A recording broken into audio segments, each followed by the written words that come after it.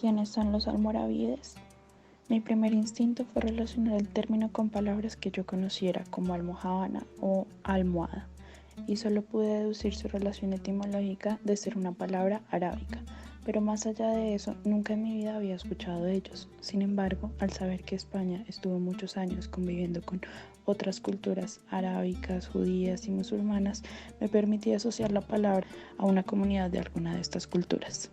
Entonces, comencemos por ahí. Etimológicamente, almorávide viene del árabe almorabitum, es decir, el morabito, mejor conocido como un monje soldado salido de grupos nómadas provenientes del Sahara.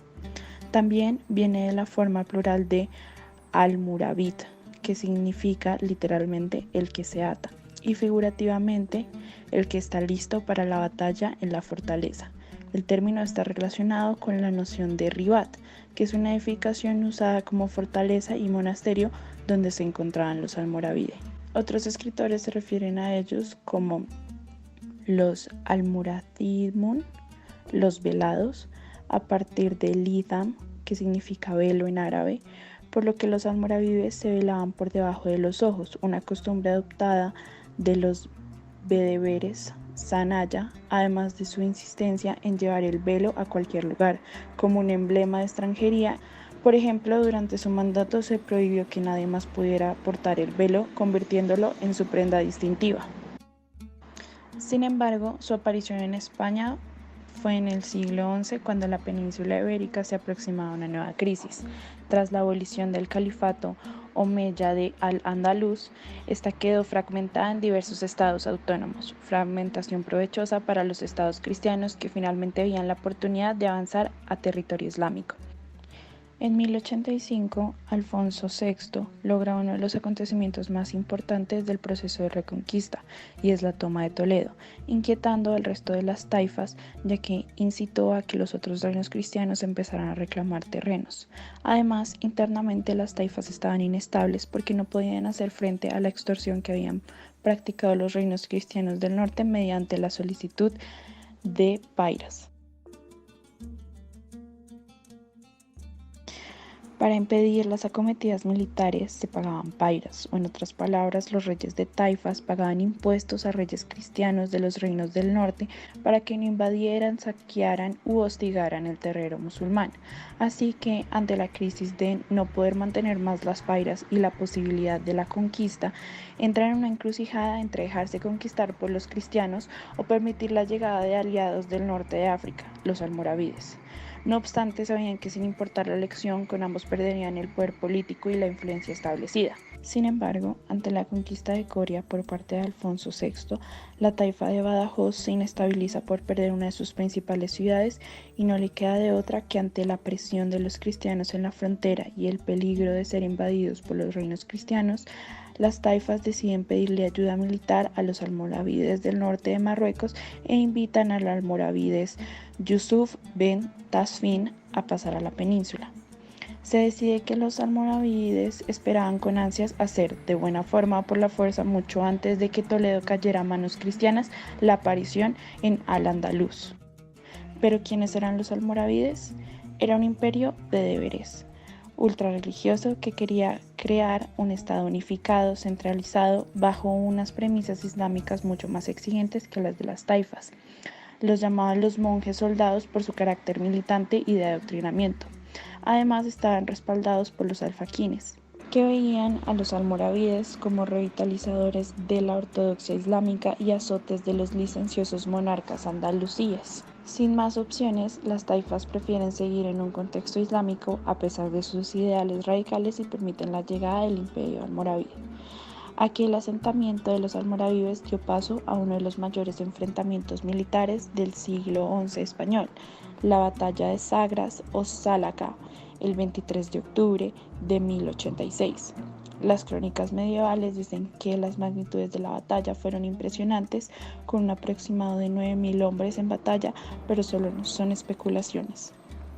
Finalmente, la batalla la ganan los musulmanes y así se considera el imperio almorávide en el territorio de las taifas, sin antes mencionar que las taifas eran deshonrosas dentro de la comunidad musulmana al relajar las costumbres islámicas, por lo que los almorávides usaron este argumento para recuperar y legitimar su pensamiento.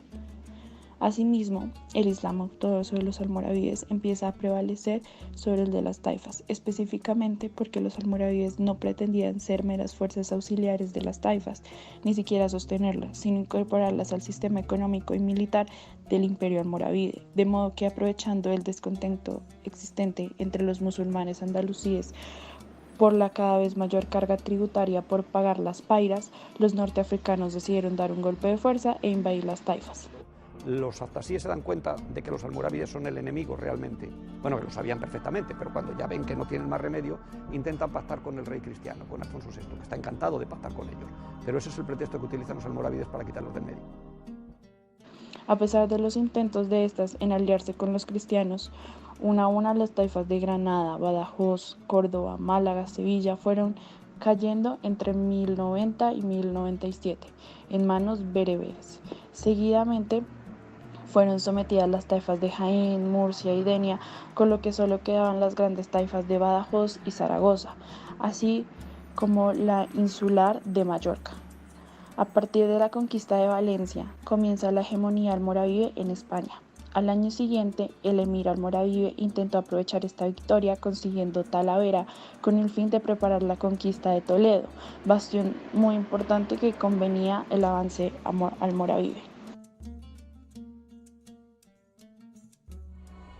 Tras la muerte del Cid en Valencia y la conquista de las Islas Baleares, el imperio almorávide alcanza su mayor expansión territorial. Desde Granada gobernarán al Andaluz, dependiente de la capital del imperio que estaba en Marrakech. Se impone una interpretación del Islam mucho más rigurosa y se promulgan varias fatuas que perjudican a judíos y cristianos, conocidos estos como mozárabes, que son presionados para su conversión al Islam. A comienzos del siglo XII se inicia el debilitamiento progresivo de los almorávides. El portugués Alfonso Enríquez derrota a los almorávides en la batalla de Ourique en 1139 y sería un paso más para la creación del Reino de Portugal. En cuanto a España, Alfonso VII, rey de Castilla y León, conquista la ciudad de Coria en 1142, culminando la desintegración del dominio almorávide en Al-Ándalus, provocando la fragmentación del poder musulmán en nuevos pequeños estados independientes o mejor conocidos como segundos reinos taifas. También se contribuye a la caída el descontento de la población por el gran poder de los alfaquíes maliquíes, los abusos de los soldados y el aumento de los impuestos para mantener a los ejércitos. Por lo que mientras la campaña en Andaluz contra los estados cristianos absorbe gran parte del poderío militar del imperio almorávide, en el Magreb, norte de África, surgió un foco de rebeldía en la población montañesa masmudí y se establece el movimiento almohade que acaba por destruir a los almorávides. Finalmente, mi pregunta va dirigida a cuál es la importancia y el valor del imperio almorávide en relación a los almohades. Y de acuerdo con todo lo anterior, su importancia radica en la unificación del occidente islámico medieval, por medio de la integración de dos grandes bloques geográficos, políticos y sociales del momento, Al-Ándalus y Magreb.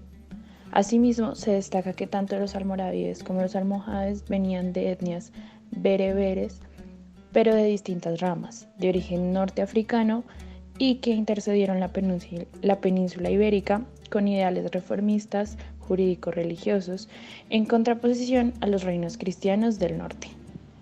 Gracias por su atención y espero hayan aprendido mucho sobre los almorávides.